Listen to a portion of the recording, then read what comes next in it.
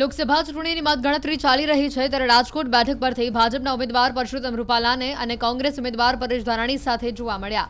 ધાનાણીએ રૂપાલાને અભિનંદન આપ્યા. પરેશ ધાનાણીએ જણાવ્યું હતું કે ચૂંટણી એ લોકશાહીનું પર્વ છે અને લોકશાહીના પર્વમાં જનાદેશ હંમેશા સર્વોપરી હોય છે. આ લડાઈ કોઈ વ્યક્તિ વિરુદ્ધની નથી, આ વિચારધારાની અને દેશ સંવિધાનને બચાવવાની આ લડાઈ હતી અને સત્તામાં બેઠેલા લોકોનું અહંકાર ઓગાળવાની આ લડાઈ હતી. ચૂંટણી એ લોકશાહીનું પર્વ છે અને લોકશાહીના પર્વમાં જનાદેશ હંમેશા સર્વોપરી હોય છે. આ લડાઈ કોઈ વ્યક્તિ વિરુદ્ધની નથી, આ લડાઈ માત્ર વિચારધારા પૂરતી નથી. આ લડાઈ દેશના સંવિધાનને બચાવવાની, સંવિધાનિક અધિકારોને આગળ ધપાવવાની અને સત્તામાં બેઠેલા લોકોના અહંકારને ઓગાળવાની. મને વિશ્વાસ છે કે રાજકોટ સહિત સમગ્ર દેશમાં ખૂબ સકારાત્મક પરિણામો આવશે, સત્તાનું પરિવર્તન થશે. જો કોંગ્રેસ જીતશે તો મને સંપૂર્ણ વિશ્વાસ છે કે મંદી, મોંઘવારી, બેરોજગારી, અત્યાચાર, ભ્રષ્ટાચાર એ હારશે. રખેને જો ભારતીય જનતા પાર્ટી જનાદેશ મેળવવામાં સફળ થઈ તો આ દેશની માટે આવતા 5 વર્ષ ખૂબ કપરા હશે. ભારતીય જનતા પાર્ટી જીતશે તો એ સત્તાનો અહંકાર છે. ઇન્ડિયા ગઠબંધન આગળ ચાલી રહ્યું છે પરેશભાઈ, ઘણી જગ્યાએ ઇન્ડિયા ગઠબંધન મને સંપૂર્ણ વિશ્વાસ છે કે દેશના લોકોએ સત્તા પરિવર્તનનો સંકલ્પ કર્યો છે.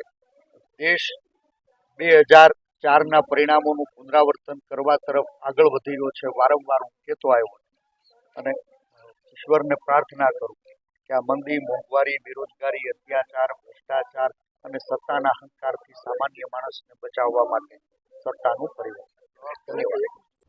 લોકસભા ચૂંટણીની મતગણતરી ચાલી રહી છે ત્યારે રાજકોટ બેઠક પરથી ભાજપના ઉમેદવાર પરસોત્તમ રૂપાલાને અને કોંગ્રેસ ઉમેદવાર પરેશ ધાનાણી સાથે જોવા મળ્યા. ધાનાણીએ રૂપાલાને અભિનંદન આપ્યા. પરેશ ધાનાણીએ જણાવ્યું હતું કે ચૂંટણી એ લોકશાહીનું પર્વ છે અને લોકશાહીના પર્વમાં જનાદેશ હંમેશા સર્વોપરી હોય છે.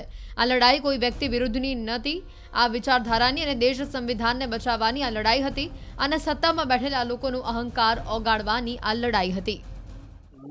ચૂંટણી એ લોકશાહીનું પર્વ છે અને લોકશાહીના પર્વમાં જનાદેશ હંમેશા સર્વોપરી હોય છે.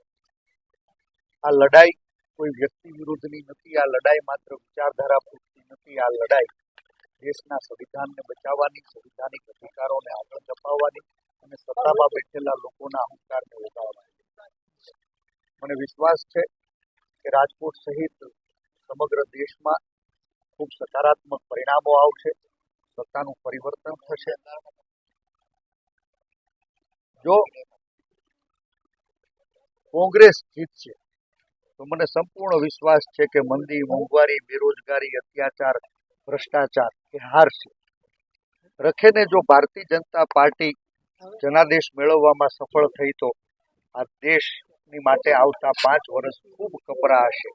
ભારતીય જનતા પાર્ટી જીતશે તો એ સત્તાનો અહંકાર છે. ઇન્ડિયા ગઠબંધન આગળ ચાલી રહ્યું છે પરેશભાઈ, ઘણી જગ્યાએ ઇન્ડિયા ગઠબંધન મને સંપૂર્ણ વિશ્વાસ છે કે દેશના લોકોએ સત્તા પરિવર્તનનો સંકલ્પ કર્યો છે.